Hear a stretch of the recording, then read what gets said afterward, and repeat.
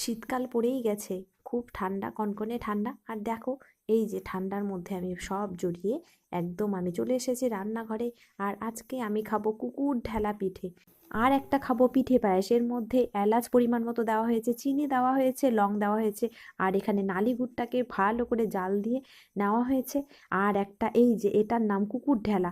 তো কুকুর ঢেলা আমার সামনে চলে এসেছে, 4টে বড় বড় কুকুর ঢেলা নিয়েছে। এখানে গুড়, জাল দিয়ে গুড়। আর এখানে পিঠে পায়েস। পিঠে পায়েসটাও ভীষণই টেস্টি হয়েছিল। আর এই কুকুর ঢেলা পিঠেটা কিভাবে করতে হয় তোমরা যদি জানতে চাও, অবশ্যই কমেন্ট করো, আমি অবশ্যই কমেন্টে রিপ্লাই দেওয়ার চেষ্টা করব। আর দেখো পিঠেটা যা টেস্টি ছিল, ওহ, জিভে জল এসে যাওয়ার মতো। 4টে কুকুর ঢেলা খেয়েও কিন্তু আমার কিন্তু মন ভরেনি। আর যদি এরকম যদি আরও 4টে কেন 400টাও যদি খাওয়া যায় পেটে, আর কিন্তু মন ভরবে না গাইস। তো তোমাদের কেমন লেগেছে দেখতে পিঠেটা? তো যদি ভালো লাগে অবশ্যই একটা কমেন্ট করে জানিও। টাটা।